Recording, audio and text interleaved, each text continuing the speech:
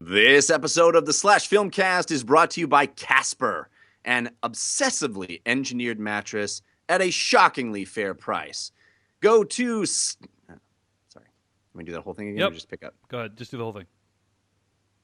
This episode of the Slash Filmcast is brought to you by Casper, an obsessively engineered mattress at a shockingly fair price. Go to casper.com/filmcast and use the promo code FILMCAST to save yourself $50 off your purchase.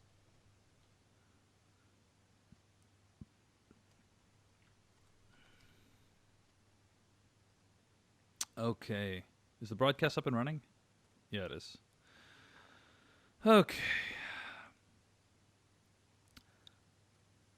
Hello, everyone, and welcome to the Slash Filmcast, the official podcast of SlashFilm.com. I'm David Chen, and with me are... Devindra Hardawar. And Jeff Kanata. And welcome to the show, everyone. Today, what we're going to be doing is discussing what we've been watching, and then we're going to just move on into our review of The Mummy, the new film by Alex Kurtzman that stars Tom Cruise. Find more episodes of this podcast at slashfilmcast.com. Email us at slashfilmcast@gmail.com. Now, before we get to all that good stuff I just told you about, we've got some follow-up from the last couple weeks of Slash Filmcast episodes to talk about. So I want to mention something to follow up on from a couple weeks ago. Jeff Kanata, a couple weeks ago, we recorded an After Dark episode where I talked about visiting LA and how someone accosted me and told me about his scripts.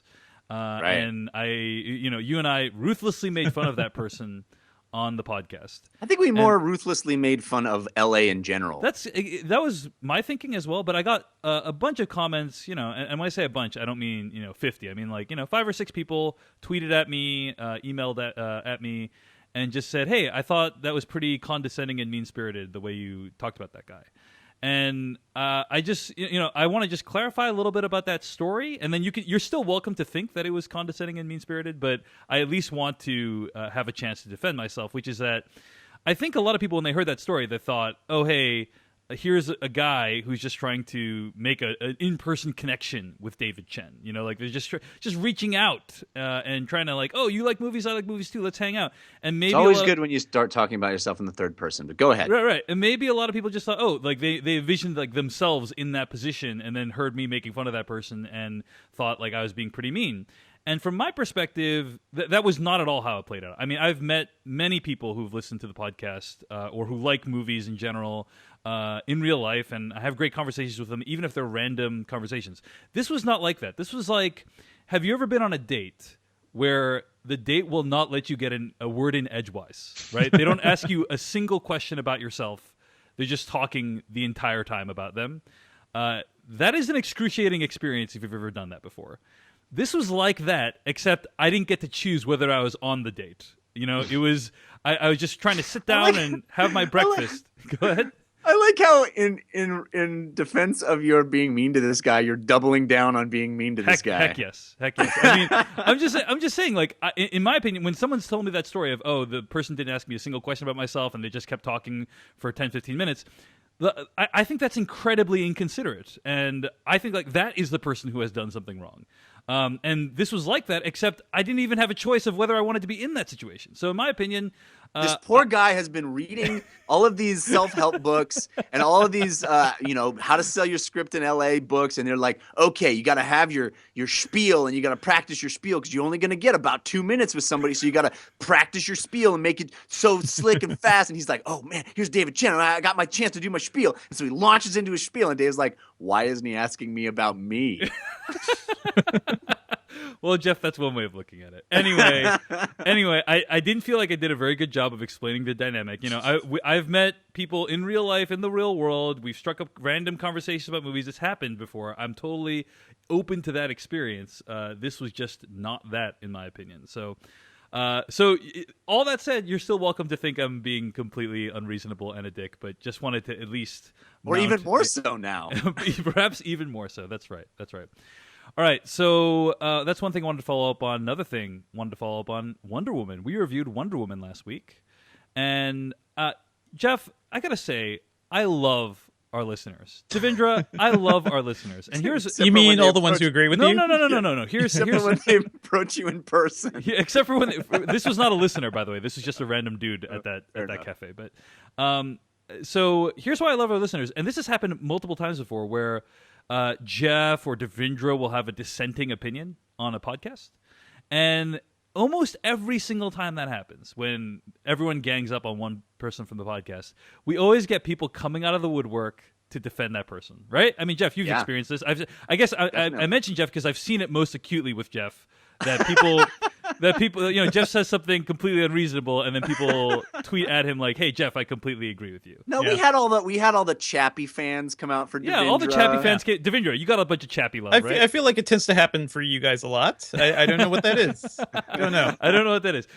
So I guess I wanted to thank all the people who emailed in and who tweeted. Basically, there are a lot of people saying, "I agree with you, Dave, but I can't say it publicly." And I really appreciated all those people who felt that way and felt the need to show solidarity with me. It made a challenging episode of the Slash Filmcast way easier to endure, and so just thank you guys so much for all of that. But yeah, in terms of any follow-up thoughts on Wonder Woman, Devindra, I know you want to talk about the sequel. I mean, I'll just say from my perspective, many times I will do an episode of the Slash Filmcast with you guys and then listen to it later, and then my opinion will change, or you'll say something and then my opinion changes, and I'll think, oh man, I was way too harsh on that movie. I really need to reconsider what I thought about the movie. That is not how I feel about Wonder Woman. I feel completely like my opinion, if not only hasn't changed, but has. You feel completely vindicated, as a wise man said this week. Completely vindicated. That's right. that's correct, Devindra. Similar situation in terms of how totally similar. Correct that person was. Yeah. But you know what? Actually, Dave, I did rewatch Wonder Woman this week with my wife, and I was specifically watching it for all the points you made, and I would really encourage you to rewatch that movie. I didn't even want to finish watching it once, so there's almost no chance I'm going to watch it again. That's even harsher than before. I think that what is it really does feel like I am what is it? Is it Mugatu in Zoolander? Like, am I taking crazy pills? Like I feel like I'm taking crazy pills. I also feel like your opinion is getting more and more violently different from us, like, because you have to defend it. So I feel like I see what's happening here. I mean, I think you started out. I think that's part of it. You said you appreciated the movie first off, and then you just dislike some elements, but now it's getting worse, Dave. Well, I didn't think it was terrible. I would give it like a C-. You just said you didn't want to finish watching it. Yeah, that's because that's not an okay movie. That doesn't mean the end. That doesn't mean the movie is terrible. It means I thought the ending was really bad. Like you're like, the last 10 minutes, I'm out. I'm walking out of this movie. Closer to the last half hour, but yeah, it's all a wash. Because of that, other superhero movies do the exact same thing. No, let me just clarify. Right, there were many awesome elements about Wonder Woman. I voiced a lot of awesome elements about the movie in the last episode. I thought the opening was great. Gal Gadot was great. I believe that's how I pronounce her name. So let's do that also, because we got messed up in the last episode because somebody came in and gave us a totally different pronunciation right before the show. But it is Godot, but I think people are just you kind of just go with the T at the end, so it's just kind of part of the pronunciation, but it's not like the French way. That's how that's what. That was what Brian David said. It is Gal Gadot. So Brian David's but it's completely the way people actually say it, and especially for interviews and the way she says it is more like Godot, but it's the T is there. You just don't hear it very. It's kind of a soft T. Yeah. Also, I just want to get this straight because we got so many corrections in. I don't know the nature of these corrections. The T is pronounced like there's videos of her saying her name. So unless you're saying she's pronouncing her own name wrong, it is Gal Gadot. So I don't exactly know what you're correcting, Devindra, because I thought we got it right last week. Yeah, Gal? Like Gal, like a Paul. It's like it's that is the way it's pronounced. Okay. All right. So yeah, like there is no dispute about the name, in my opinion. I would like to say that my favorite comment about your comments, David, I wish I had looked up who said this so I could credit them, but a listener said that you listening to our show was like that scene in Wonder Woman where she's holding the shield and all the bullets are hitting her shield, except instead of bullets, it's logic and reason and good taste. I like that one too, for some reason. Yeah, that was good. That's good. But no, Dave. So what I was saying too, specifically, like a lot of the things you brought up, like the No Man's Land sequence and everything, like I specifically watched it with your viewing in mind, and it's it does seem like you were watching something completely different. Like everything you were looking for is kind of there. So I would, yeah, at some point, I'd love to know how you feel about the movie after rewatching it. Sure, I will likely rewatch it again because my fiance will probably make me. But I disagree, and I think I just like it's fine. The movie is okay. It's not terrible, but it's not great. And I think just seeing everyone go ridiculously, You have to say something. You have to be like, about no, it's not that great. yeah, I mean, Your I think enjoyment is I think wrong. there is some value in giving voice to that opinion about a movie that has a $150 million marketing budget behind it or something. I think I totally So- agree with you, but I do feel like sometimes it teeters over to the point where it's like your enjoyment of this thing, which I think we have fully justified why we enjoyed it too, and why so many things about it do work. Sometimes it feels like your enjoyment is wrong, and you are enjoying things wrong, and that feels weird. I see. Okay, yeah, no, that's definitely not my. And that was the part of the Dark Knight thing for you too, Dave. That's forget. definitely not my intention whatsoever. So if that's I also the way it think comes that, across, like, if that's I the way it think comes that- across, that's not my intention. I mean, I don't. If you guys are enjoying it, that's awesome. But I also think that there are a lot of problems with this movie, and I feel the need to voice them. I need to stand in my own truth on this podcast. Go ahead, Jeff. I also pointed out some problems that I have with the movie. I don't think it's Yep. perfect, but I also think there's a vast difference between That's deference. yeah, it's a little joke. Between saying, this movie is fine and not perfect, and I didn't want to finish watching it. I wanted Yes. to walk I think out you're. I think you're anchoring too hard on that statement that I You're made. ju- Like I didn't say I'm that. just saying, Dave, you jump between these two attitudes, and it's confusing. That's all. I mean that comment about not wanting to finish watching it was merely a reference to the last act. It was not about the whole movie. So just I would not anchor on that statement. Okay. But yeah, I feel more sure than ever about my thoughts on the movie. That being said, Devindra, I think you feel the same way, and that's fine. I'm glad you guys really enjoyed it, and really appreciate everyone's feedback. Devindra, you wanted to talk a little bit about the sequel. Well, not so much the sequel, but I did want to talk about Patty Jenkins because we didn't bring up her and like her career and kind of how strange it is that this is the first time there's a female director for a big budget superhero movie, and the fact that it did so well. And I think it's important to recognize that because it kind of proves a lot of Hollywood philosophy wrong, I guess, like in terms of who directs these movies and can women direct a big action movie and make it successful. She definitely proved that, totally possible. It is strange that we haven't heard anything about her potentially doing the sequel yet. So I find that kind of odd. I just hope like she gets a lot of offers, and I hope like this pays off for her because Monster was a great movie. That was 2003. That was a movie with a ton of Oscar buzz, and she hadn't done a single movie since then. She's directed the pilot for The Killing, which is a very good pilot, and some stuff all around. She did some Arrested Development and Entourage, I see. But yeah, it is strange to me that we're seeing all these young like dudes and young white male directors coming in from like a single indie movie to directing Godzilla or directing Jurassic World. And it took so much more work for her to get to this point. So yeah, just want to recognize that. I thought we did hear news that she might be involved in a sequel. Well, no, she has not officially been signed on for this. That's the news we heard, is that she's not been signed on for the sequel. That is actually not odd. It is apparently standard for Warner Brothers to only hire for one film in situations like these. But I think they are deeply regretting that decision because I have a cost them feeling more. she's going to be a lot more expensive now after For sure. the movie opened pretty well. $103.3 million domestic opening. Yeah, That's just as very I good. predicted. And I do think the movie begs a sequel because it's not a spoiler to say what was she doing during World War II? Like we kind of need to know about World War II now. There's a sequel already to the World War that needs to be kind of addressed, I think.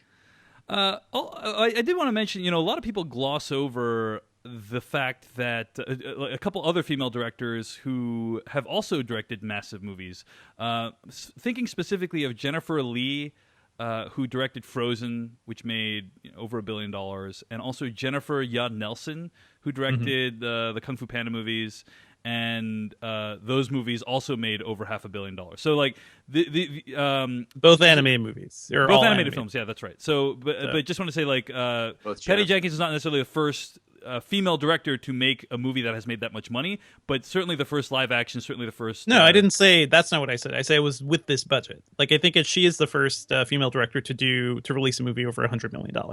Like that cost over $100 million. Pretty sure Frozen and Kung Fu Panda also had pretty big budgets. I'm just saying, live action movie, superhero movies. Yes, like this is definitely groundbreaking. Okay. But yeah, I guess I don't hear any mention of those directors, and it's kind of just wanted to give them a shout out as well because they have also accomplished a lot. But yeah, she is not signed on for the sequel yet, and I suspect that there will be much demand for that, and I think she will probably make a ton of money when that contract is finally signed because Warner's has a lot of what do you call it, motivation to bring her back. So well, let me ask you this question, guys. Yeah. Would you, as well, you weren't a fan of the movie, Dave, but would you prefer to see another period Wonder Woman movie, or would you want to see a modern day Wonder Woman movie? Yeah, I don't think we need to do World War II, honestly. I know that's the like, what was she doing, though?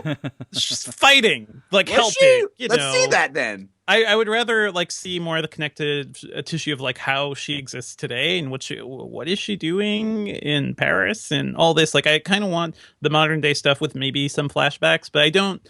Like, the thing is, whenever you do a sequel to a series like this, you kind of want to do the thing again. And doing World War II would feel like the thing again. So I would hope for something completely different, but I'm excited for whatever they come up with.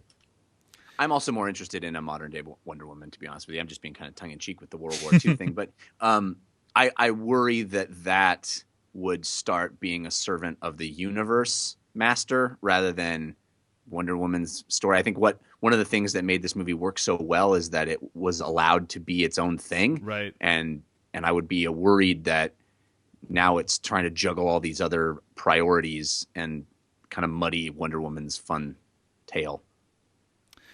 Yeah, it'll be interesting to see how they take it. And I think we're going to see Wonder Woman again in Justice League, right? That's coming out this year. Yeah. So it'll be interesting to see how that character... Is that coming out this year? Develops. Yeah, I think it's this fall, right? Justice is League it? In the release date is...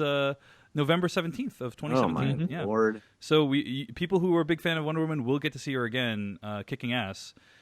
And yeah, the dynamic between those characters is really interesting. I mean, let me just say this. You know, I'm not a huge fan of Wonder Woman, but I agree with everyone that it is the best DC Comics film to come out since what do you call it? Dark Knight. The Dark Knight, right? I mean, liked it better than any of the Superman movies or Batman v Superman. So. The best one since The Dark Knight. That's yeah. Yeah. Is that that's what I said, right? Yeah. No, just funny to hear you saying that, Dave. That's all. But you wouldn't want to stay through the whole thing. Yeah. But also The Dark Knight, another movie that Dave loved. Right? I know we're putting you through a lot of shit. It's really distressing me, to be honest. I'm sorry. One of the big reasons that I'm making such a big deal about it is that I'm going to be talking about what may be the only movie I've ever walked out of this week. So there's a lot of, I put a lot of emphasis on that. All right, and you like, shouldn't feel so bad. I'm really frustrated. I'm really frustrated. I'm not gonna put this in the episode, but I'm really frustrated right now. Like, I don't want to relitigate my feelings of The Dark Knight. I didn't hate The Dark Knight. That's a movie that I've grown to enjoy more as time goes on. I don't want to need to go through all that again. You know, like, anyway, that's all I'm saying. Like. Oh, I wasn't even referring to that. No, I know. But Devindra just keeps giving me crap about it. It's really irritating me. It is a thing that happened, Dave. And if you feel differently, you haven't talked about that. That's all I'm saying. That's my bad then. That's my bad. But I didn't know I needed to keep you updated on my feelings on that film. So, anyway, so back to what I was saying.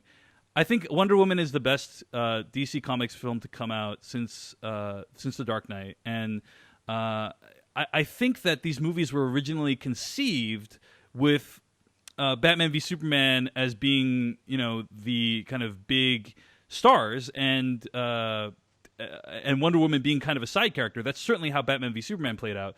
So I'm interested if Justice League is going to change its focus at all, if like reshoots are going to factor in, given how popular Wonder Woman is, given how popular the character is. So, anyway. Well, I hope that she is certainly treated with the gravitas she deserves in that film, but it's not like that movie outperformed Batman v Superman or Man of Steel. It still hasn't. So those movies opened bigger, and it's not like Warner Brothers woke up and went, well, she's the star. I don't think they're having that revelation, but I certainly hope that they understand that she is an equal among peers. Right. But Brian Davids in the chat room says, "I have no doubt in my mind that Joss Whedon will increase Wonder Woman's role." But we don't. I think that is such a presumptuous thing to say. We have zero idea of what Joss Whedon is doing on this project. Like, he may just be shepherding this thing the last few miles. Right. We have no. It is so. I think that it is the utmost of fanboy hubris to read into those things. You have no idea the dynamic, how close to finish the movie was, what needed still to be done, what his input is going to be.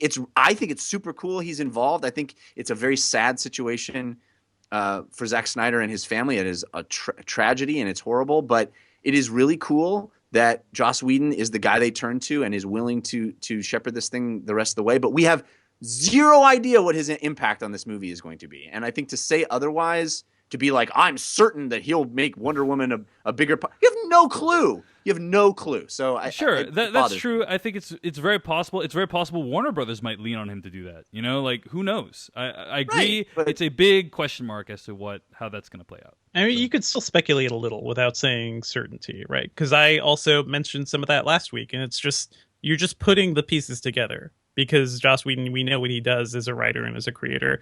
But yeah, Justice League was also probably mostly done, given how closely they were to it. So we don't know. Yeah. I think some people were reacting to the fact that in the Justice League movie, there is a scene, the Justice League movie trailer, there's kind of this scene where Batman kind of saves Wonder Woman in some way. And it's kind of a reference to a similar scene in Batman v Superman, but I am just very curious how the success of Wonder Woman is going to play into both the movie Justice League as well as the perception of Justice League. So, okay. Well, Wonder Woman is out. It's doing very well. And despite my feelings on the movie, I'm actually very happy that it's doing very well because I think that it's going to be good for the industry. I was thinking of... what do you call it? I've been reading profiles of female directors on The Ringer recently. They've done some really great profiles. Mimi Letter, who does The Leftovers. They did a profile of Amy Heckerling, who directed Clueless recently. And there is this whole... It does feel to me like this very immense burden that female directors have when they have a movie like Wonder Woman, because I think there's this perception like, oh, if Wonder Woman didn't work or if it didn't do well, like we tried it with a woman director, now we can't do that for a while. But you never hear anything like that for male directors, right? If a male director movie bombs, when movie bombs, you never hear, well, we can't do movies directed by men anymore because it's just not going to work. But I think because there's so few female directors that are working today and their movies come out so infrequently in theaters, there's just like so much more pressure for them unfairly to have movies that perform well. And so really glad that this, what I'm saying is I hope one day a female directed movie bombing will not be news, right? Or a female directed movie doing well will not be news. Right. And unfortunately right now it is still news. And hopefully with more stories like this, more stories told by women, it will one day not be news. Okay. So one thing we got to announce before we move on to the rest of the show, and that is that Transformers. We do not want to review Transformers. We do not want to review Transformers: The Dark Knight. The last night. This is the fifth. The last night, Dave. Oh, the last night. Sorry. Did I say Dark Knight? I'm sorry Yes. about that. Let me do that again. We do not want to review Transformers: The Last Night. This is the fifth Michael Bay directed Transformers movie. Fool me 5 times. I think, Devendra, for you and me, Transformers 4: The Age of Extinction was really the breaking point. I mean, at that point, we really just said, hey, we've been watching Transformers movies for, a significant part of our lives. And they're getting longer. And they're getting time. longer, and none of them are good, and we're just like, this is not, we're not going to do this anymore. We're not doing this anymore. And we that was just, it was over. The Transformers, hoping that they would be good, that was over for us. And not only that, like the conversations that we had about Transformers were largely the same. It's not like there's revelatory things we could say about Transformers every single time a new one came out. That being said, those reviews were extremely fun, and listeners do enjoy those reviews. And we have gotten a bunch of interest in on Twitter and in emails and on the Slack Filmcast at slackfilmcast.com asking us to review Transformers The Last Night. So we thought to ourselves, this is a predicament, didn't we, Dave? We thought, this is a predicament. We were agonizing over this because here's the thing. On the one hand, yeah, it would probably be a fun episode. It would be fun because the movie's probably going to be awful, and it's fun to hear us talk about bad movies. But on the other hand, we all have lives. You know, I just got a new job. I'm working at Amazon now. I'm very excited about that. Jeff has a kid. Devindra's killing it over at Engadget. And our understanding is that Transformers The Last Night is 5.5 hours long. Yeah. I mean, it's basically That's what we heard. It's a whole work day, right? So what to do? Like, do we really want to spend several hours of our life watching this awful movie for people's entertainment? And the answer to that question is yes with a but. We are willing to do this, but in order to do this, what we would like to do is we are not going to endure this hardship for no reason, for no purpose, right? For no good done in the world other than your entertainment. We're going to transform a bad thing into a good thing. It's like the experience of this movie is just some crappy car, and we want to sound effect. Yeah, we want to transform it like into something amazing like a robot. Yes. So here's what we're going to do. We are going to launch a GoFundMe page. And to find this GoFundMe page, you can go to bit.ly//formers. That's bit.ly.com/ and then the word /formers. And we're going to try to raise $500 for the Los Angeles Children's Hospital. Now, if you have been paying attention to the news recently, this is the hospital I think Jimmy Kimmel mentioned in his recent viral speech about how his child almost died. And the Children's Hospital in Los Angeles saved his child. And it's an amazing place. It's an amazing place. They do miracles there. And we think that saving children's lives is something that everyone can get behind, regardless of your political persuasion. So all you have to do is donate some money, and you will do two things. Yep. One, you will be helping sick kids and making the world a better place. And two, you will be making sure that we watch this movie so you don't have to. So think of the price that you would spend on watching this movie, give it to children, and let us take the bullet for seeing the movie. It's a win-win for you. It's a win-win. So yeah, our goal is $500. If we don't make it, we're not going to watch the movie. We are literally not watching the movie. Yeah, we're just not going to do it. It puts us in this weird position of kind of rooting against sick kids to get money. I don't think so, Jeff. I think we're rooting for the sick kids and for producing an awesome hour of the /Filmcast. But yeah, I mean, also, if people aren't good enough to want to support sick kids, then we're not good enough to watch the new Transformers movie. I think is really what we're saying. So, but maybe we can raise more than $500. What do you think about that? I think that would be amazing. I think that'd be amazing. I think our listeners can do it. bit.com//formers. And hopefully by the time you're listening to this, that link is live. Because it's currently not as we're recording it. And hopefully it will putting a lot of faith in Dave making that happen. Yeah, I'm really going to hope that it all works out. So anyway, thanks for all the suggestions that we reviewed Transformers the last night. And we look forward to hopefully doing that and doing good for the world at the same time. Because it's kind of like Equilibrium, or for every action there's an opposite reaction. Yeah. Seeing Transformers is a terrible thing to do. It's a terrible use of time. It's a horrible act that will scant be forgiven by our progeny. And raising money for sick kids is a good thing to do. So like these two things cancel each other out. So. Yeah, balancing the force. Yeah. All right, guys. Well, let's after that massive follow-up segment, let's get to the show this week. Just want to mention real quickly, did a lot of flying this week, watched a few things on the plane, and got through Catastrophe Season 3, and really enjoyed it. That's on Amazon Prime Video. Full disclosure, I work for Amazon, but really liked Catastrophe Season 3, and I think what Jeff said about it was pretty accurate. Gets pretty dark. But what I think that is great about the show is, A, how funny it is, and the central performances by Rob Delaney and Shannon Horgan, but also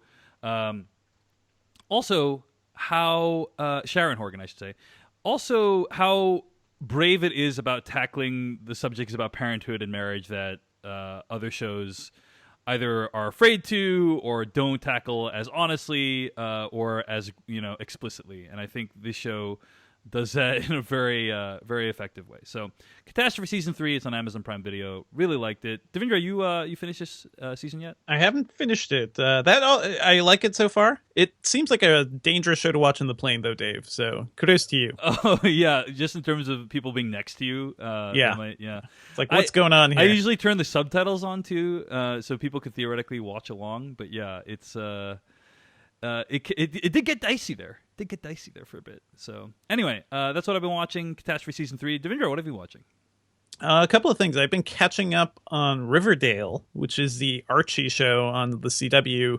And I was in Taiwan for a while covering Computex, so this was on Netflix and just made it really easy to catch up. And I have to say, I liked the pilot when I saw it when it first aired. This show is really good. Like, just genuinely great. It's funny. The drama is great. The writing is fantastic. And I really like the characters and the actors.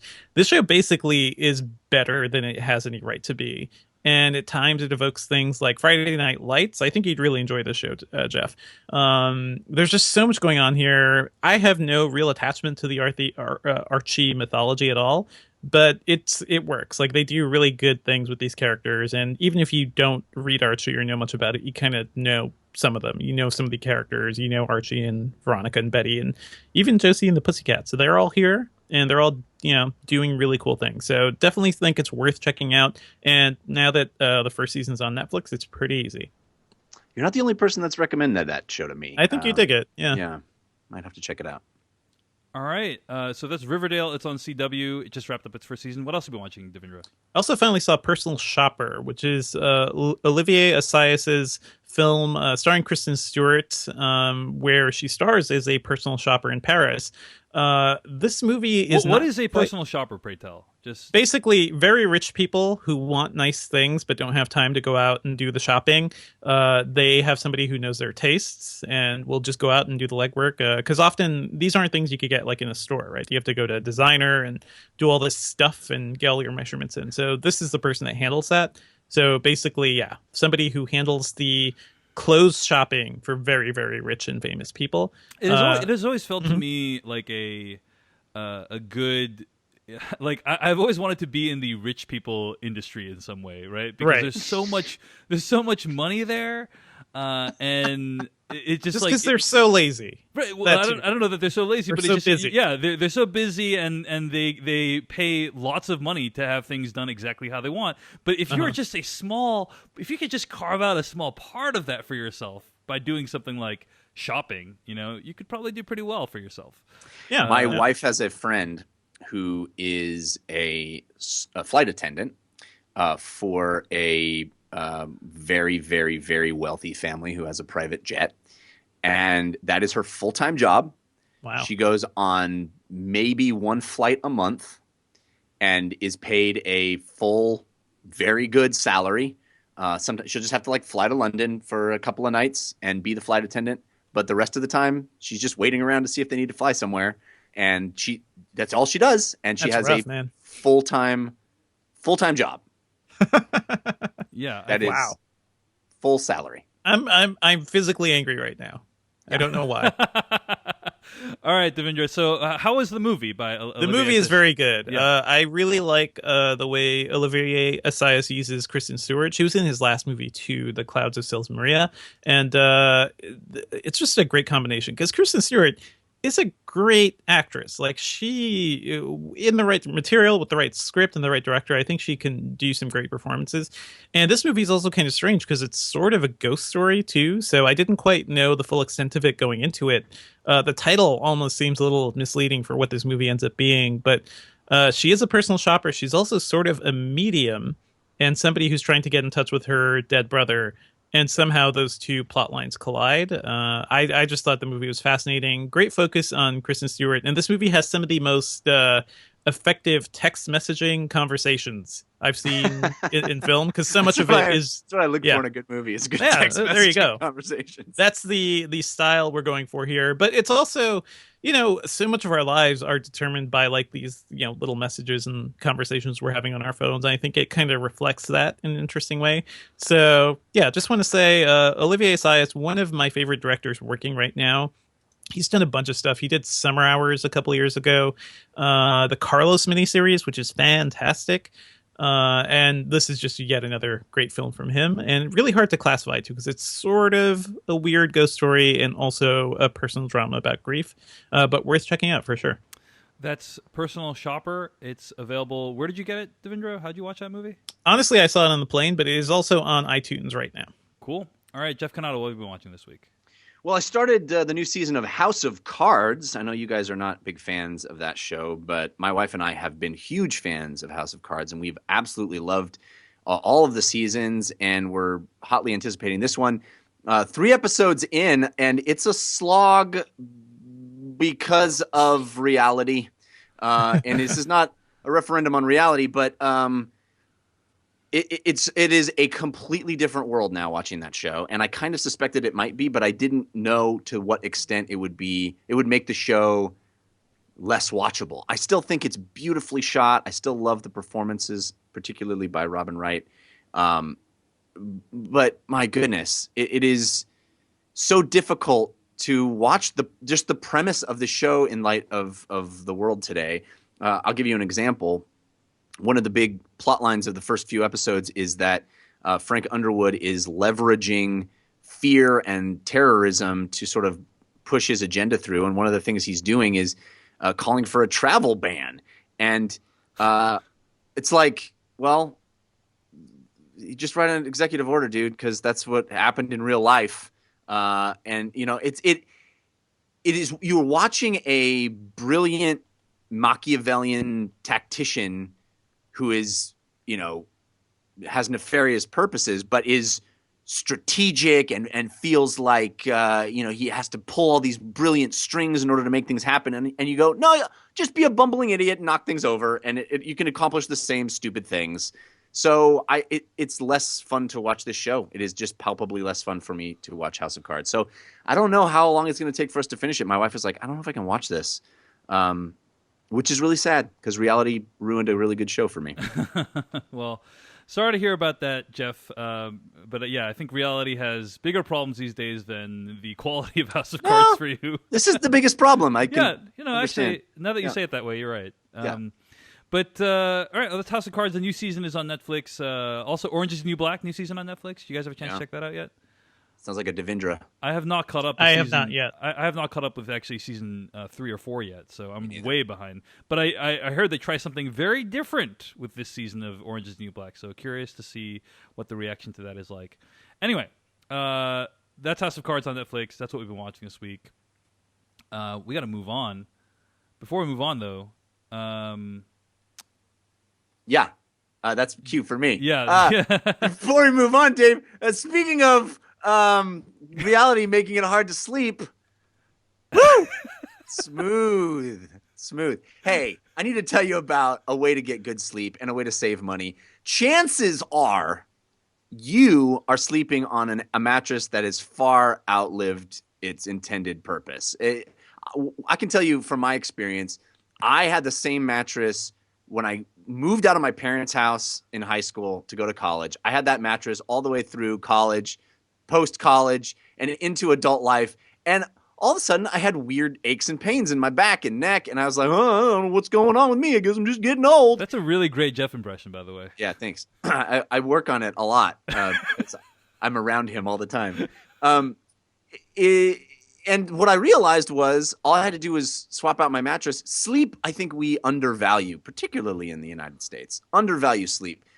What you should do is get yourself a great place to sleep on a great high quality mattress. And Casper is there to help. They are a brand that has created one perfect mattress that they sell directly to customers. And the reason that's important to you is that most of the time when you go to these big, gigantic warehouse stores and you're going to buy a mattress, they got commission-driven salespeople who are there to pester you, and you only have a couple of minutes to like lie down on a couple of mattresses, and you're like, that seems pretty fine. And the prices are inflated because they got to pay those commissions. They got to pay the overhead of that big warehouse and all that stuff. Casper cuts through all that garbage and gives you a great mattress at a fraction of the price because they can just sell it directly to you over the internet and they can send it to you. It's cool. They send it to you in this cool little box.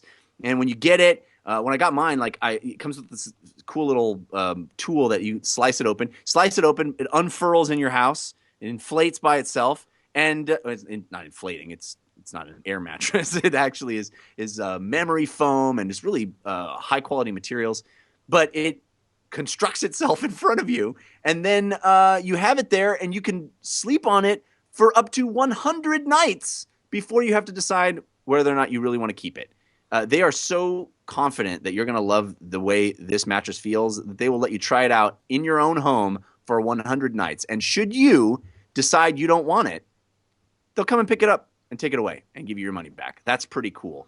So this is supportive memory foams with an award-winning sleep surface with just the right amount of sink and just the right amount of bounce, and over 20,000 reviews with an average of 4.8 stars prove that a lot of people are loving this mattress. This is from Amazon and Google reviews. You get free shipping and returns in the US and Canada, and it is all designed, developed, and assembled in the United States. So that's pretty cool for people here in our country as well. Plus, because you listen to the Slash Filmcast, we're going to give you $50 off your order. All you got to do is go to you got to go to Casper.com/filmcast and then use our promo code FILMCAST, and that'll get you $50 off your purchase. You guys like the Casper mattresses, right? Yeah, big fan. Also, big fan of getting $50 off things as well. Yeah. That sounds good. Useful. Yeah. I've been using one for a couple of years, and it's fantastic. I still love it. Casper.com/ and then the word FILMCAST, and then the word FILMCAST, FILMCAST, as the promo code to get your $50 off your purchase. Sleep better, sleep more soundly, and get rid of those aches and pains like I did. We also got to thank all the people who donated to the Slash Filmcast this week. We have a donation on behalf of Suzanne. Simon loves you very much, and he's very happy to have you. That's from SimonMHarris.com, who is the guy who does the Slash Film Court music for us. So we really appreciate his work on that. Also, we got to thank Pappy in Dallas, who writes with his donation, if the Preacher TV series was an HBO or Netflix original, you would have watched season 1 as it aired. Just admit you have a bias against AMC genre shows like The Walking Dead and Seth Rogen, EP of Preacher. Jeff, admit it and turn in your Preacher fan card because no true fan would go a day, let alone a year, without watching the series, end quote. Man, Pappy really has a lot of interest in you seeing Preacher, Jeff. there's a lot. I think there's a Jeff Watch Preacher Twitter feed that somebody There's a guy who, or I assume it's a guy who made a Twitter account specifically to shame Jeff into watching Preacher. I assume it's Pappy. That might be Pappy. I can't. I gotta imagine it's Pappy. But Pappy's willing to put his money where his mouth is and donate just to shame you on the podcast. So I guess I gotta watch it now if he's actually donating. I appreciate that, Pappy. It's not that I have maybe I have a little. You hate Seth Rogen, Jeff. Just admit it. You hate Seth Rogen. I have been in his home. I know him personally. Against Seth's will, I think, right? In fact, I admired his Preacher original artwork that he had on the wall. You just don't want the dream to be destroyed. I get it, Jeff. Yeah. I don't want the dream. Thank you, DaVinci. That is exactly it. Yeah. Exactly it. And honestly, I haven't read all of Preacher, but I've heard from some comic fans that they don't kind of like some of the ways the show is approaching things and the pacing of the show. And I like the show for what it is. I've also liked the comics, but yeah, I have the distance. I could take a step back and look at them differently. If you're so devoted to the comic, Jeff, you may have some issues with the show, but I think you should still check it out. At some I point. should check it out. Yeah. I know. Also, Jesper Astrom from Sweden donated, and he says David was 100% correct on Wonder Woman, balancing out Irvin Hahn's donation from last week that says Dave is wrong. So a couple donations canceling themselves out. I like how listeners are using the donations to send us pointed messages about how well we're doing our jobs on the Slash Filmcast. I like it. Yeah. We'll gladly accept that. Thanks for all the donations. You can always donate by going to paypal.me/filmcast. That's paypal.me/the-word-filmcast. Or go to slashfilm.com, use the Slash Filmcast tab, use the PayPal links on the side of the page. All the money you donate goes to helping us see movies, defray the costs of doing the show. So thanks so much for our donors and for our sponsor this week. Let's move on to our review of The Mummy.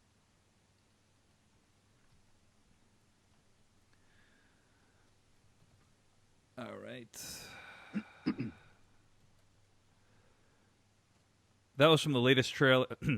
That was from the trailer for The Mummy, new film by director Alex Kurtzman, stars Tom Cruise, Russell Crowe, Annabelle Wallis, and Sofia Boutella.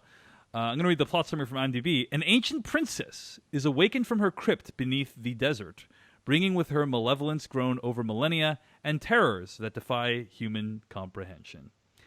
This is the first movie, I think, that's explicitly branded as part of Universal's new Dark Universe. I was franchise. honestly confused by that because there's like an opening. There's an opening, they, and you see the Universal globe spin around, and then it spins around again, and you see the opposite side of the globe. It's very dark, and it says Dark Universe, which, guys, it's like you know how Marvel has their thing with all the characters, and you see Iron Man and Thor, and it's like da da da da da da, and it's like Marvel Studios at the beginning of Marvel films. Right. Oh, that by makes the way, sense, because it's Marvel Studios. Yeah. The new DC one is really cool. Did you the new DC one in front of Wonder Woman? They like updated it. It's pretty rad. Yeah, it's nice. So Universal basically wants something like that. But they don't have any characters that people like yet. So all they have is the words Dark Universe, which I gotta say... They have characters that people liked in the 50s? Yeah, I mean, I gotta say, Dark Universe, it sounds kind of cheesy, guys. It just feels like, Dark Universe. Sounds like an emo goth band for teenagers. Yes, that's right. Not great. Nicely done, Devindra. So, yeah, The Mummy. So this is, they have some decent pedigree going into this movie. Tom Cruise, who rarely makes bad films. Alex Kurtzman, who has written some really awesome action movies. You know, he created Fringe. He wrote movies like Star Trek, the J.J. Abrams movie. I do question a bit of this pedigree because he hasn't really directed much. Right? Well, that's true. He has not directed much. So this is kind of one of his first directorial credits. He did a movie called People Like Us in 2012, starring Chris Pine, that a lot of people haven't seen, but it's kind of a small indie comedy drama. But he's also written, some really big movies like Star Trek and Mission Impossible 3. So this guy knows how to make blockbuster movies. He knows how to tell blockbuster movie stories. And we also have, great supporting cast: Russell Crowe, Annabelle Wallis, Sophia Boutella, Jake Johnson, Courtney B. Vance. These are people whose work I really appreciate. So regardless of the Dark Universe moniker, I had a lot of hope going into The Mummy. I thought, hey, maybe this could be good. And certainly The Mummy, the Stephen Sommers movie, that has a very special place in my heart. I think we all, I'm guessing, still like The Mummy 1 from... That's a fun movie, sure. Maybe the only movie I've ever walked out of. Okay. All right. Jeff, why don't you talk us through that? Loathed the original Mummy. Man. Walked out of it and have not seen it since, nor its sequels. Well, you really missed the Scorpion King, Jeff. That was pretty amazing. I know. As big a rock fan as I am, I didn't see the Scorpion King. That's how much I despised the first Mummy. Wow. Yeah. So deal with that. I'm trying to why did you hate it so much? Like trying to process this. I can't imagine it even inspiring such a large reaction. So for whatever reason, my friend and I went in to see it on a matinee on a lovely day. We were so excited to go see The Mummy, and within the first 20 minutes, we turned to each other and were like, "Let's leave. This is terrible." Wow. Yeah. I mean, whatever year that came out is when that was. So who knows? Yeah. It's not like a great movie, but I do remember, I guess generationally too, like that came out. Well, I was in high school and a lot of people like just 1999 was when it came out. I think the moment, if I remember correctly, the moment we decided to leave was right after the bookcases all fell like dominoes.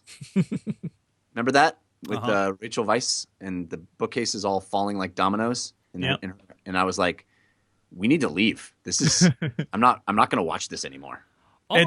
Yeah, I feel like you want to do the same thing here, Jeff. Yeah. All I remember was how wildly successful The Mummy Returns was. I just remember that movie making so much money back in the day. It made $335 million. I'm sorry, let me do that again. On its opening day, it made $24 million, which back in the year 2001 was pretty substantial, and it grossed $200 million in the U.S. And $230 million outside of the U.S. So just like a pretty massive take for a movie based on a sequel to a movie based on The Mummy, the concept of The Mummy. So yeah, very successful. Back in the day, it was great, and so I think Universal's like, hey, let's tap into that. Let's tap into that zeitgeist again.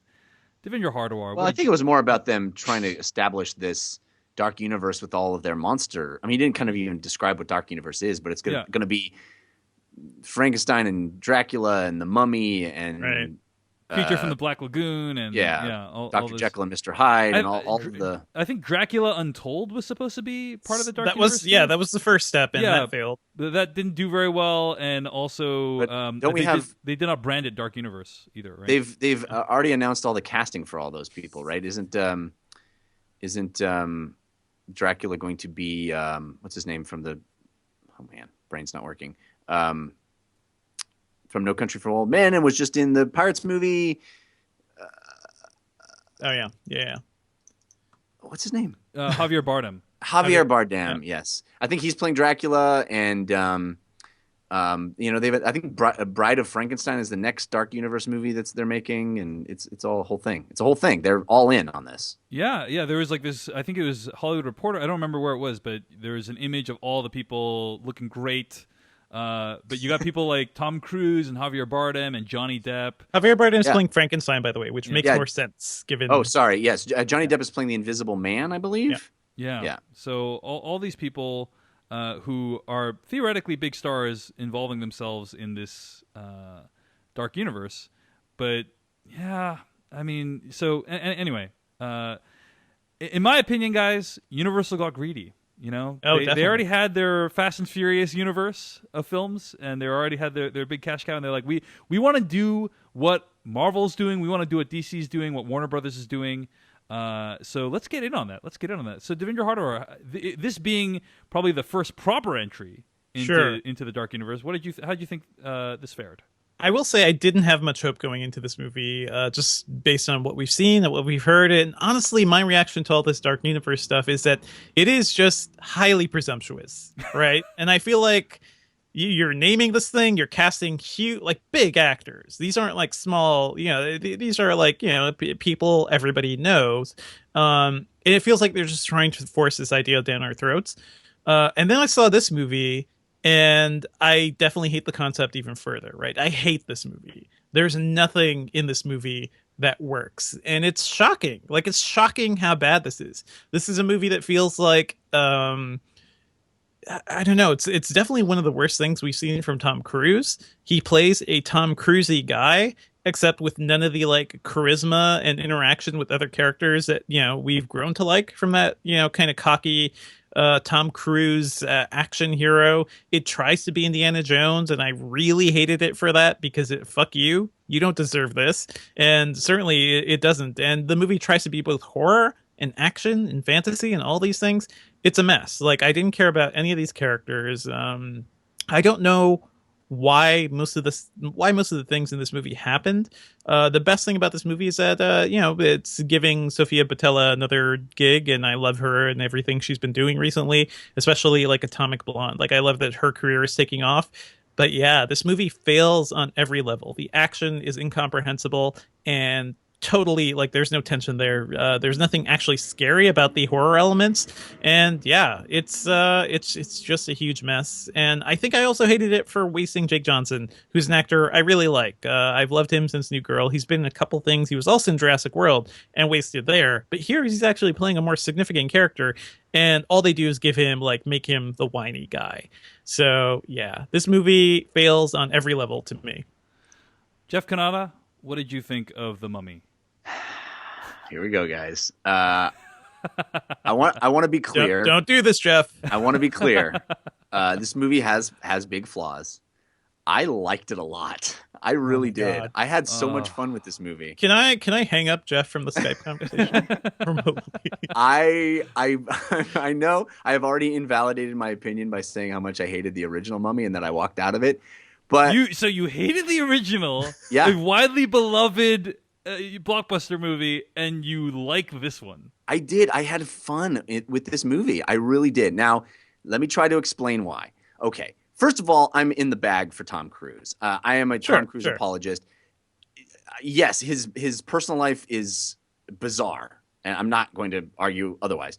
I think the guy on screen has an unrivaled ability to make dumb stuff seem fun, and he is charming, and I just love watching the guy, even in bad movies like the second Jack Reacher movie.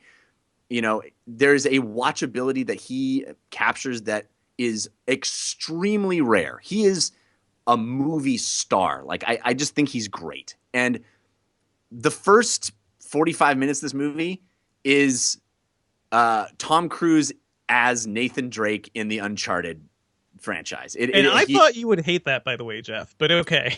I don't know. I just kind of bought into it, and I was having fun. And he has his Elena, and he has his Sully, who's a little young for a Sully, but it's like it's Uncharted.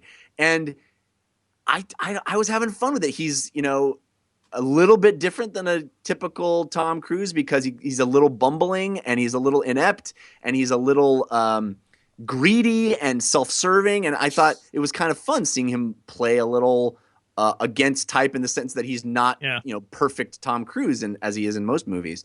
Well, what if Indiana Jones were actually a scumbag thief?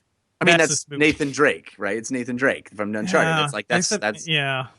This is gonna be a longer conversation, I guess. Devin, just like strap in for this one. I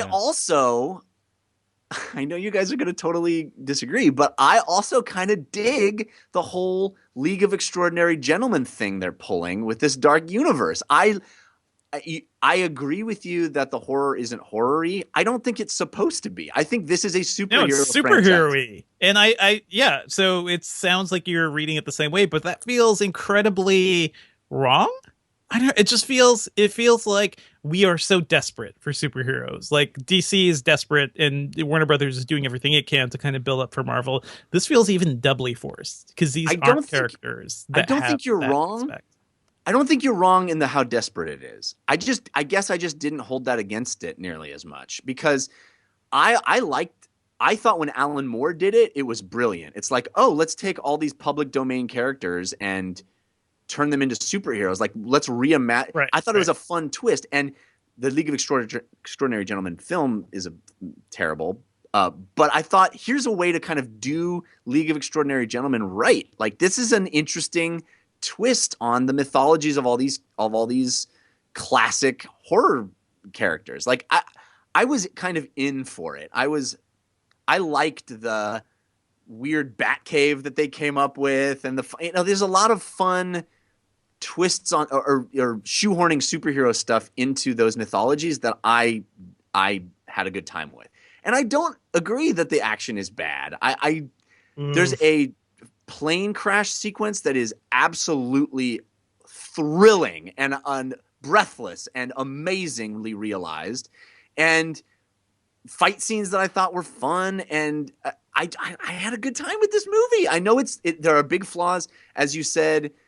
There's one character that basically gets transformed into Exposition Man for really no reason. Like, there's no reason for that at all. Also Narration Man, but yeah. It is flawed, right? It's not perfect. It is a big, dumb popcorn film that's trying to establish this universe in a kind of clunky, nail on the head kind of way. Mm-hmm. But I had fun with it, and I think that there's a lot of fun to be had in it. I'm a little flabbergasted right let me now. make this. Let me make this 100% clear. Okay, guys. Wonder Woman's a better movie than The Mummy. Okay, I just want to make sure. Well, I'm not arguing with that. No, I know. I'm just making sure people don't misunderstand my standards for movies. Hopefully, no one misunderstood what I was saying. I don't think this is better than Wonder Woman. This movie, here is what I think is the fatal flaw of The Mummy: is Tom Cruise not as a director. I'm sorry. Is Tom Cruise not as a actor, but as a producer who would cast Tom Cruise in the main role of this movie? Right. Yes. That too. Because Tom Cruise is playing this role of a character who theoretically should be 20 years younger, right? I mean, the way he's spoken about, the way they talk about his sexual stamina, the way Russell Crowe calls him a younger man, even though Tom Cruise is actually older than Russell Crowe. But Russell Crowe has gray in his hair in this movie, and Tom Cruise doesn't. So Tom Cruise goes shirtless in this movie, and it felt weird, guys. But Tom Cruise has been shirtless in every single movie. Like, I think, if I'm thinking Jack Reacher, I don't remember if Rogue Nation he was shirtless, but he was definitely shirtless in.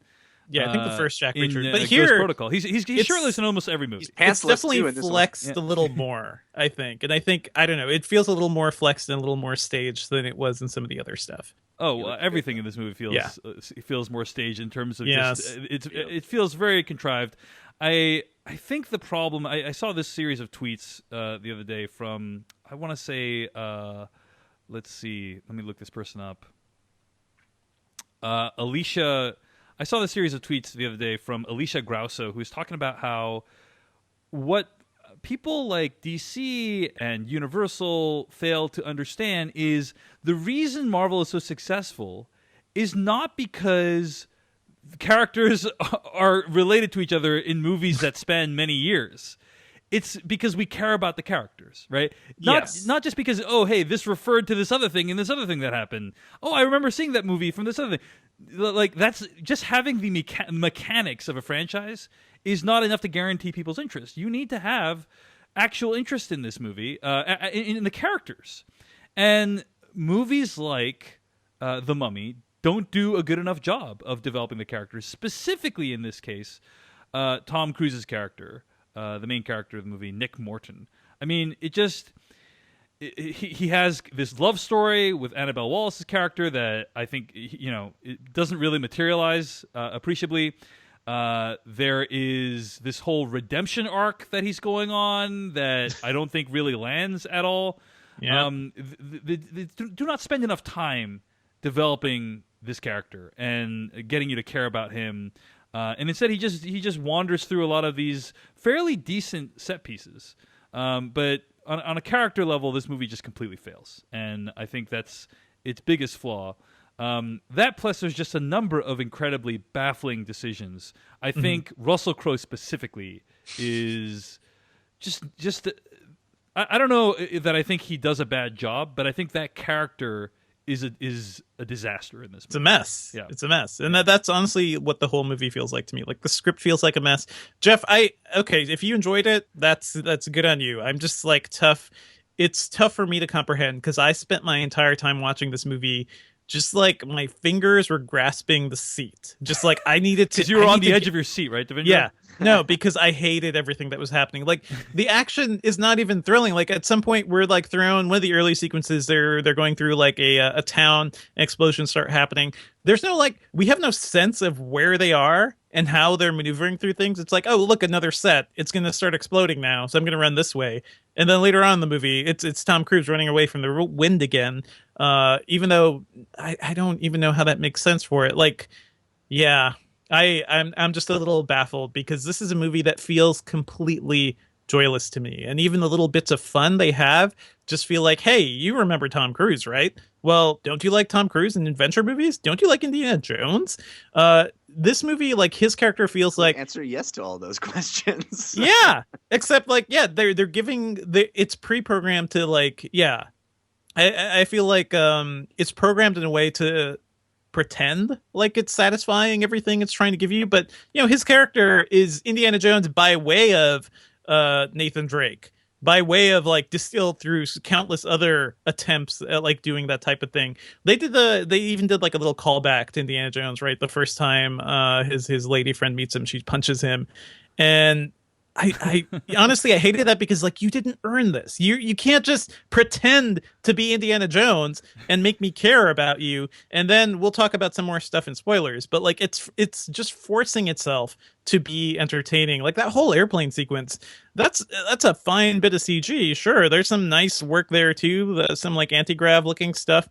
But we've seen that sort of sequence so many times, including like the most recent Mission Impossible movies, one where Tom Cruise was actually hanging off the side of a plane.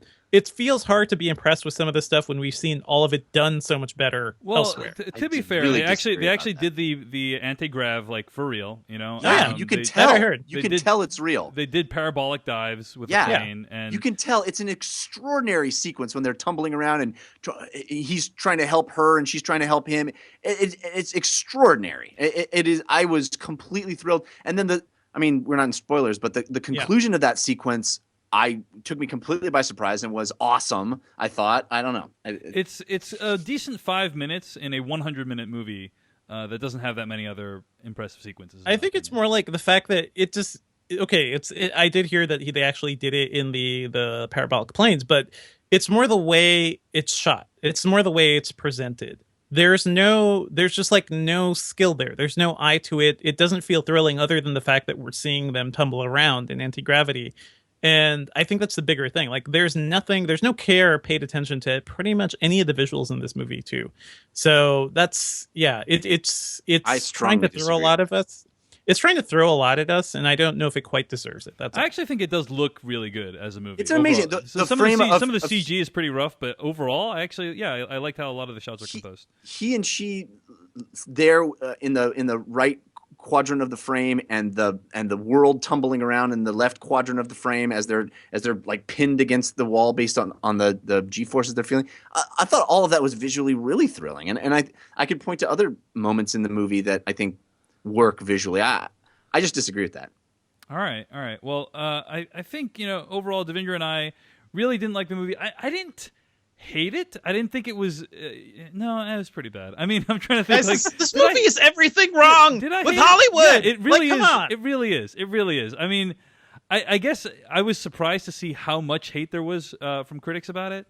Because based on the movie I saw, it didn't deserve quite that much, but it deserved a lot of it. It's kind of like also, I had the Wonder Woman reaction in the opposite direction. You know what I mean? Like okay, everyone's saying it's awful, and I think it's bad, but I didn't think it's like that bad. But it's still pretty bad. It's not great. It's not a movie I'm going to like return to. Go ahead, Devindra. Well, no, I think once we get into spoilers too, like there are stuff they do in this movie that does make me angry because of how they're portraying it and what they're trying to do with these characters. I don't even care about them, but the fact that they're trying to portray it this way just feels incredibly forced and incredibly like cynical. Like they're just going to sit there and assume we're going to, eat it all up, and I'm sure people will. But it's just kind of sad to me. Like this is not why I go to the movies, and certainly like I wish there was more love paid attention to this movie in terms of how it was written and how it was put together. All right, well, why don't we get to spoilers for The Mummy starting right now? Okay.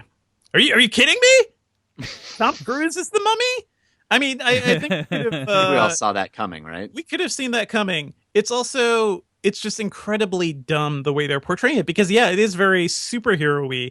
What is his conflict? He was kind of a dirty soldier who stole things, but he's a good man somehow because they keep telling us he's a good man and he's Tom Cruise and you just believe it.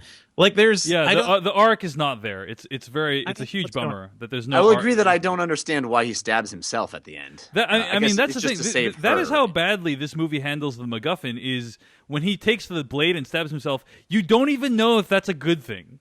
Yeah. You know what I mean? You don't. You think to yourself, am I supposed to want him to stab himself or not? Like you just don't know, and that's a big problem. Yeah, that is a big problem. They make no differentiation between her stabbing him and him stabbing him. It's like, well, you just did the thing you've been trying to prevent her from doing this whole time. Why is there a difference between her doing it and you doing it? So my interpretation, such as it is, of this thing, I think I've put slightly more thought into it than the movie seems to have demonstrated. Is that my interpretation is that she wants to stab him with this blade so that he can become Set, right? So that Set can be in his body, and he does that so he can have the power of life and death, but he's somehow able to overcome Set, in his body with his Tom Cruisiness, and because he's Tom Cruise. No other explanation other than I don't he's Tom think Cruise. I didn't get that. I didn't get the fact that he's overcoming it because he's overcoming like it. he's talking with her and he's kind of like fighting within himself to overcome Set talking out of his mouth. Do you remember that? Right, but she was the mummy before, right? She's the mummy. Yeah. Mm-hmm. So she was never controlled by Set. She was herself the whole time. Yeah, well, there's two mummies, I think is the point. There's her and there's Set. Two mummies in town. Two mummies. Now. Yeah, two mummies. Two mummies. Well, powers. here's where I agree with you guys. It's unclear and it's sloppy. It is sloppy. Yeah. And there's a lot of the movie that is sloppy. And I'm not sitting here trying to tell people that this is the best movie I've seen all summer or whatever, or that I'm going to return to this again and again. I just had a good time with it. And but I do agree. Like his little sidekick dude, his little Sully. Makes no sense that he is able to just communicate to him all of the shit that he needs to know at any given time. Like that's weird. Like he's turned to the dark side, but is also still cool and always willing to tell him like, hey, I know everything about what she's trying to get you to do. None of that makes any sense. He just turns into exposition man. But despite all that, I guess I just like watching Tom Cruise get beat up, and it's effective, and I had enough fun with the set pieces, and I thought that the superhero-iness of that world was charming. I don't know. I can't. Let's talk about Prodigium. I mean, did you like that construct, Jeff? This idea that these people are researching and eliminating evil from the world? I mean, I enjoyed the construct of the superhero-ness, the superhero team, the League of Extraordinary Gentlemen. Like this is what the Dark Universe is about, is taking these things that are ostensibly evil and using them to fight greater evil. So we're building our team that's going to, consist of Dr. Jekyll and Mr. Hyde and the Mummy and Mr. Invisible Man and Frankenstein. It's all going to be leveraged against some greater threat, and I think that's the Avengers film, right? That they're trying to lead up to, and I kind of think that could be fun. Don't you guys think it's a little weird that they would put Dr. Jekyll in charge of the Prodigium initiative? Probably not the best strategy there. Considering he has whoever made that organization. I mean, no, it's him. Maybe he created it. Well, it's his organization. But okay, fine. But maybe this is time to step aside and let another CEO in. You know what I'm saying? given that, tell me a given CEO that has given to fits of rage that would ever step aside. He is literally the embodiment of evil when he becomes, Mr. Hyde. They may have a better solution to stopping the whole Hyde thing. Like, they have like a secret lair with all this technology in it, and he can't just wear like a wristband. Yeah, that, he needs injects him. He needs to self-administer the medication. Really? Which, by the way, it seems like he's very bad at, because it keeps flaring up, so he's not controlling it in a good way. Yeah. I thought that whole role was just ridiculous. I mean, the look of Mr. Hyde, I thought it was not impressive. It was like Russell Crowe with more veiny Russell Crowe. That's all. It's his Twitter avatar now. Yeah. I was disappointed by that as well, and I thought, well, it's kind of interesting that they're having the actor do it instead of it being this CGI creature. Like, he's literally putting on a different posture and a different accent. It's kind of old school in the sense of letting him act the difference rather than them construct it in post, and I kind of give him a little credit for that, actually. All right. I mean, I think it's still pretty heavily CG. It's not practical. What do you mean? No, it's just a discoloration of his skin. It's not. Yeah, everything. It looks like mostly makeup. I see what you're saying. You're saying the performance is still like very much there. It's not a completely CG creation. The performance is the entire transformation, right? Right. There's just a layer of discoloration that they've added in post. But I kind of dug the fact that they're like, he doesn't. I think the tendency in today's Hollywood would be Mr. Hyde has to be this fully CG creation, right? It has to be whatever the gods gods of Egypt style transformation. But I I thought it was a much more interesting choice to say no. He's still the same dude. He's just discolored a little bit, but it's letting Russell Crowe really do all the heavy lifting, and I thought that was kind of cool. All right, Devindra, any thoughts on the Dr. Jekyll character?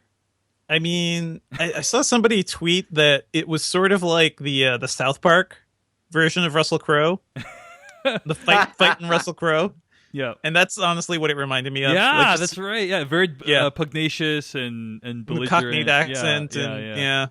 It's it's very silly. It's profoundly silly. It's incredibly silly, and I don't know. It comes out of nowhere in this movie too. I'm still trying to wrap my head around what Jeff is doing. Like, it's more like, I'm surprised you hated the original one so much that you walked out of it, which is not a great movie, but I think it's legitimately fun. Like in like a 90s. It felt less cynical than this one. It felt less cash grabby. It's so optimistic. Less like it's trying to build a like a series of other films. There's a purity to it that's not in this movie. Well, when I saw it 16 years ago, guys, the exact thing I was thinking was I don't. I'm just telling you, I never finished watching that film. I remember hating it. So it's hard for me to. Like I don't think you have a full judgment of that, and I can understand like just not liking a movie enough to just walk away. I try to think about like how people might enjoy certain movies, and this movie is just it is completely joyless to me. Like that's the thing. Like it is going through the paces. It has like the frame in the shell of what would be a good adventure movie starring Tom Cruise, but there's nothing in there. So yeah, I don't know, just kind of surprised. All right, well, here's a question: are you looking forward to the next Dark Universe movie? I kind of am. I know it doesn't make any sense, and you guys have made solid points on the flaws in this movie, and it has big flaws. It is not great. I think there are just some times, maybe when you see a movie and you're in the right mood or whatever it is, that you're willing to sort of just go along for the ride. And sometimes I'm not, and sometimes I am. And I know a lot of people talk about enjoying Transformers movies for that reason, and I just don't think this movie. And I know you guys will disagree with this. I don't think this movie ever insulted my intelligence. It just did some things clunky rather than elegantly, and I forgave it for that because I was still having a good enough time, watching characters that I actually kind of did. And I mean, Tom Cruise goes a long way for me in just making things palatable. He is. I like watching the dude work. I think he's really good at what he does, and I don't know. There's just no there with that character. There's nothing there other than Tom Cruise's natural charisma. I mean, and pretty much all the characters too, right? His love interest, played by Jenny Halsey. I've seen her in other things, but in this movie, she is. I don't know what she's doing in this movie, other than to be the one to yell at Tom Cruise and potentially make fun of his sexual stamina. And what's up with that? That was joke. Weird. That feels like a 90s era joke that they tried to stuff in here. Well, it was fine the first time, but bringing it up again in the movie was like, whoa, that's weird. It's weird when he brought it back up to her. Kind of weird. Yeah. We should also mention that Tom Cruise is 22 years older than Annabelle Wallis, which is why I feel like this movie would have been much more interesting if Jake Johnson and Tom Cruise had switched roles. I just think that's what this movie should have been, and Tom Cruise should be right now handing off the action movie star reins to the next generation, rather than trying to continue, living the life of the action star. I don't know. It just felt like a mismatch. I'm trying to figure out what it was, other than just being like very looksist, because I think Tom Cruise still looks great. I think it's just the idea that it'd be like watching Raiders of the Lost Ark if Harrison Ford was 54 years old. You mean watching another Indiana Jones movie that they're making? AKA watching, Kingdom of the Crystal Skull, right? Yeah. Well, they're making another one. Yeah. But it doesn't feel right. It feels like that just does not feel like what that character would be doing at that point in their life. Yeah. It feels like his character is the rascal, the young rascal, right? Who's like, breaking women's hearts and stealing things, and not the guy who's seen it all. Yeah, and exactly. He's supposed to be like the rugged guy who's seen it all, especially because Tom Cruise has seen it all. You know what I mean? Yeah. So I am curious. I'm more curious about how Tom Cruise is going to transition to the next phase of his career if he does, which he might never. And there's some people who make that work, right? I would say what? Well, actually, no. I was going to say Sylvester Stallone, but even him with like Creed, you know, that's him handing it off to the next generation. And right? Copland, honestly, like he tried to transition to different types of movies. I think of like where Liam Neeson went, right? Like with Taken and post Taken and everything. Like there, you can make action movies with older actors, but it's just different. But yeah, right? you're not describing Liam Neeson as though he is a young whippersnapper. Exactly. You know? Yeah. And the character is not a young whippersnapper. The fact that he's a dad is a part of the story. He's usually a dad in those movies, right? I'm thinking Walk Amongst the Tombstones, Run All Night, Taken. Yeah, he's a dad in all those movies, I think, right? Yeah. So Dad-like. yeah. So anyway, I am curious whether Tom Cruise is going to like continue holding on to this archetype for the rest of his career, or if he's going to make the transition. Mark Harris, the journalist and documentarian, tweeted this out recently. I really appreciate it. He said, Tom Cruise is 54, the exact age Paul Newman was when he made his last garbage movie and then decided to be an actor, not a movie star. It was appropriately called When Time Ran Out. From what I'm reading of The Mummy, Cruise would be wise to make it his When Time Ran Out. So, Except he's got to make like 6 more Mummy movies. Also, I do have to say I'm looking forward to Mission Impossible 6. I mean, of course. You know, There are ways to make that work, and I think they did try to like position Jeremy Renner as like the young guy at one point. That did not He's take. clearly not that that. did not take. Yeah. So, I'm still down for those movies, mainly Renner's because no spring chicken. exactly too. all right, guys. Well, that's going to bring us to the end of this week's episode of the Slash Filmcast. Stay tuned here. We'll be reviewing next week. In the meantime, Jeff Kanata, where can I find more of your work on the internet this week? You can always follow me on Twitter at Jeff Kanata, which is spelled with 2 N's and 1 T. And I have several other shows. This is going to be a big week, guys. This is E3 week. If you're into video games at all, get excited. I'm doing extra episodes of my long-form video game show called DLC. You can find those at 5by5.tv/DLC. We just did a big E3 predictions and preview episode, which you should check out. It was really, really fun. And my other daily show on Anchor. You can download the Anchor app on your phone and get updates. I'm going to be at E3 all week long doing daily updates on the Anchor app. If you go to anchor.fm/NLB, my show on Anchor is called Newest, Latest, Best. You can search for that on the app. And literally every single thing I see at E3, which is a lot, I have a very packed schedule. Everything I see, I'm going to be recording a little bit of commentary on it as a hot take as I leave the meeting, and it'll be all on Newest, Latest, Best. So why not check that out? Download the Anchor app, search for Newest, Latest, Best, and follow me as I go through E3. Devendra Hardwar, how about you? Oh, you can find me on Twitter at Devendra, and I write about techandgadget.com, and I'll also be at E3 next week. So maybe we'll get some cross-brand action, Jeff. Yeah. Just so you guys know, like when people are listening to this, you are at E3 right now. That's fine. As they're listening to this. Time travels hard, E3 Dave. right now. I'm curious, like what Microsoft's press conference was like a couple days ago as of the release of this podcast. It was shocking. I think it was amazing. It was amazing, probably, right? It was amazing / Never shocking expected. / Hopefully, we got to unexpected. see Scorpio, and it blew the doors off the whole place. Yeah, when they announced Scorpio at $4.99, I was all... All right, and you find my stuff at davechen.net, and also we are raising money to go see Transformers the last night. Go to bit.ly.com/formers. That's bit.ly.com/formers if you want to help us do that. Next week, we're going to be reviewing It Comes at Night. That movie is actually out already, but we didn't really want to see any of the movies that were out or review any of the movies that were out next week. So instead, we're going to be reviewing It Comes at Night, which is the new A24 release. A24, they're a movie that whenever they release something, I'm going to watch it, you know? I'm going to want to check it out. A24, they have really good taste. Pretty low-budget movies, but they're usually pretty inventive, and I'm looking forward to reviewing It Comes at Night with you guys on the next episode of the Slash Filmcast, the official podcast of SlashFilm.com.